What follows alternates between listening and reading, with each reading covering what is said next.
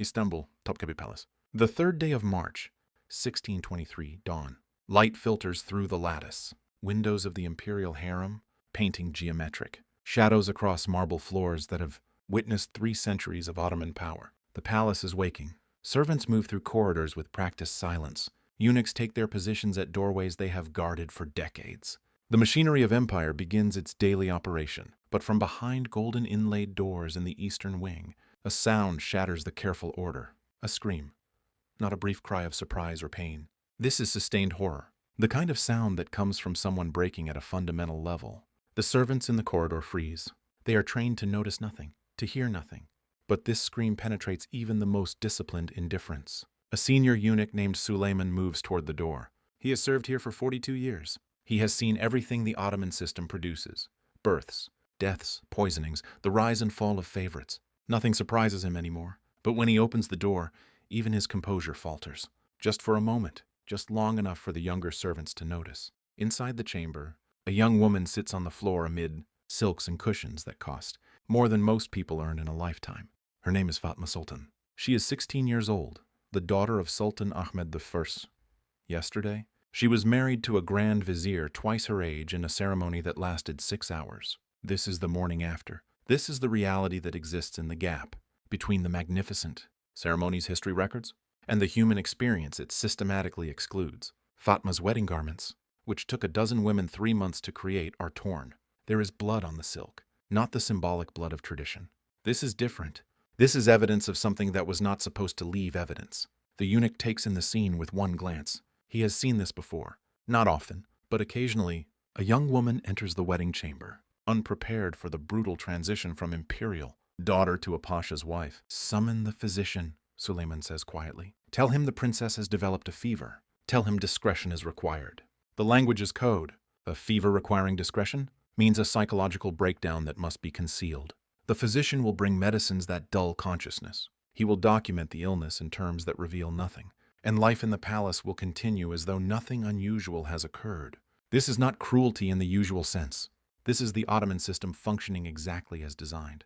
Fatma Sultan was not harmed by a violation of protocol. She was harmed by the protocols themselves. What happened to Fatma was not unique. It was not the action of one cruel man. It was a systematic practice emerging from political necessity, religious interpretation, and cultural tradition. The same genius that built an empire spanning 3 continents also built mechanisms to control royal women with such precision that their suffering became invisible. Tonight, you will discover what happened behind those gold-inlaid doors, the preparation that began years before the wedding, the conditioning techniques that transformed princesses into compliant wives, the wedding night rituals that served purposes beyond consummation. This is not fantasy. This is not sensationalized fiction. This is documented history, pieced together from palace records, medical texts, and the coded testimony of women who found ways to speak, despite the silence imposed upon them. The horror lies not in chaos, but in order, not in the breakdown of civilization, but in civilization functioning according to values that prioritized political stability over female autonomy. To understand Fatma's scream, we must first understand the palace itself. Topkapi Palace was not merely a residence. It was a political machine. Construction began in 1461, and it grew to cover over 700,000 square meters. It contained schools, barracks, treasuries, and the imperial harem. The harem was not a brothel, despite European fantasies. It was a complex institution. It housed the sultan's mother, wives, daughters, and concubines. It trained women for administrative roles. It was a gilded cage where royal women lived their entire lives, from birth to death, without ever knowing genuine autonomy. At the top of the harem's hierarchy sat the Valida Sultan, the sultan's mother. She exercised enormous power. Below her were the wives and favorites, locked in complex political struggles. Then came the concubines and servants. Overseeing everything were the eunuchs, the only men besides the sultan permitted regular access. This hierarchy was enforced through architecture. Doors only certain ranks could pass. Courtyards where different classes gathered. The physical space made power relationships visible and inescapable. The sultan's daughters occupied an ambiguous position. They were born to enormous privilege, called sultana, and treated with elaborate respect. But they were also property of the state. Their futures were determined by political calculations. They would marry whom they were told to marry. Their value came from their utility to the dynasty, not from their own desires. They were simultaneously privileged and powerless, honored and controlled, living in a luxury that concealed a cage whose bars were made of ceremony, and absolute authority. Consider Mihrima Sultan, daughter of Suleiman the Magnificent. Born in 1522, she was intelligent, curious, and well-educated. When she was 17, her father informed her she would marry Rustam Pasha, the Grand Vizier. He was 40, politically brilliant, but physically unattractive. Mihrima initially accepted this with resignation. It was her duty, but in the 6 months between the engagement and the wedding, something changed. She underwent a process the palace called tarbiyah, training or conditioning. The official purpose was to ensure she understood her duties. The actual purpose was to break any trace of autonomous will and rebuild her into a perfectly obedient instrument. The tarbiyah began with isolation. She was separated from all emotional support. Then came instruction in wifely duties, a systematic indoctrination in total submission. She practiced gestures of submission for hours, bowing deeply, lowering her eyes, speaking only when spoken to. Any sign of reluctance was identified as failure. Her language was restricted. She was forbidden from speaking with intellectual equality. She had to use simplified, submissive forms that continuously reinforced her inferior position. She was subjected to elaborate beauty rituals, teaching her that her body existed to please male observers. She was taught explicit physical responses for marital intimacy, instructed to demonstrate pleasure regardless of what she actually felt. Perhaps the most destructive component was mirror meditation. Mihrima was made to sit before a mirror while senior women described what she would become, not an individual, but an extension of her husband, a vessel for his desires. By the time her wedding approached, the curious, intelligent young woman was gone. She was now anxious, withdrawn, and visibly terrified. Seeing they had gone too far, the harem officials summoned a physician. His records described treatments for brides' sickness. Mihrima was given herbal preparations containing opium derivatives. By her wedding day, she moved through the elaborate 6-hour ceremony in a state of drugged compliance. The public spectacle was magnificent. What happened after was documented only in euphemisms. The bridal chamber was a carefully designed space. Perfume burners filled the air with scents that included masked opium compounds. The lighting was dim, meant to disorient. Rustam Pasha was not a cruel man. He was following procedures his culture defined as normal. But normal for a powerful man was a world away from normal for a drugged, terrified 16-year-old. The morning after, female attendants verified the marriage had been consummated. The physician's notes, however, described treating Mihrima for injuries consistent with forceful consummation. He noted her severe psychological distress, calling it melancholia matrimonialis, marriage melancholy. She was treated with more opiates until she could function publicly. She went on to have children and became a patron of architecture. By official standards, she was a success. But her private letters tell a different story. She described nightmares, unexplained physical pain, and a sense of being disconnected from her own body. Symptoms we would recognize as post-traumatic stress. While Mihrima's story is one case, the system's true nature is revealed in training manuals like the Usul, Evece, Principles of Wifehood. Its instructions are chillingly clinical. The first principle: break existing attachments. Isolate the princess for at least 40 days, creating a desperate hunger for human connection that makes her vulnerable to her trainers. The second principle: replace autonomous identity with relational identity. Stop using her name. Refer to her only as the future wife of Pasha X, or the mother of future children. She must learn to describe herself only in relation to others. The third principle: systematic humiliation disguised as training. Force her to perform servants' tasks, cleaning floors, washing clothes, to break down her sense of status and privilege. The fourth principle: control her physical state. Manipulate her food, sleep, and sensory input with fasting, sleep deprivation, and alternating sensory deprivation and overload to maximize psychological vulnerability. The fifth principle: prepare for marital intimacy through dissociation training. Use rehearsals where older women position her body and make her practice responses of pleasure and gratitude, training her to be psychologically absent while physically present. The sixth principle: internalize blame. Teach her that any post-wedding distress is her own weakness, a failing to be overcome through greater devotion.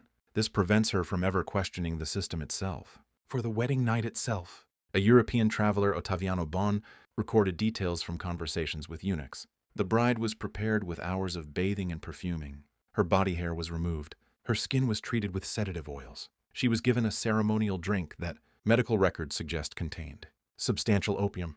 Conscious but emotionally dulled, she was escorted to the bridal chamber and positioned according to protocol. Her husband would arrive, perform prayers, and then claim what he owned by right of contract and custom. For him, it was a right and an obligation. For her, It was a violation she had been conditioned to accept. The physical damage was sometimes substantial. Physicians' notes describe injuries requiring weeks to heal. The psychological damage was universal. The morning after brought verification rituals. The proof of consummation was displayed. The princess was then moved to her husband's household, her childhood definitively over. Fatma Sultan's scream was what happened when this conditioning failed. Despite 6 months of standard tarbiyah, something in her resisted. The psychological defenses crumbled. The physician sedated her into unconsciousness for 2 days. When she awoke in her husband's residence, she had protective amnesia. But the physical evidence was inescapable. Her injuries were so severe that marital relations were postponed. Her physician, a woman named Aisha Hatun, documented Fatma's disturbances of spirit. She stopped eating, fell into silence, and showed terror when her husband visited. Aisha Hatun recommended extended abstinence, framing it as a medical necessity. But each time her husband resumed his rights, Fatma's psychological crisis returned.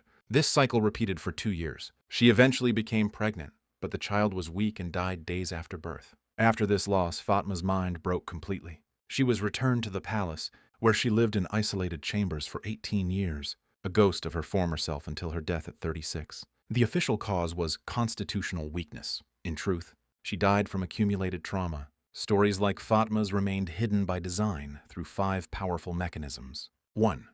Linguistic control. Elaborate honorifics and euphemisms made direct discussion of trauma impossible. Princesses used coded messages and embroidery, but these were vague and offered no real path to help. 2. Physical isolation. Once married, a princess was cut off from her birth family. All contact was monitored. She had no safe audience. 3. Normalization. From childhood, they were taught that submission was normal and virtuous. Suffering was framed as a personal failing. 4. Religious framing.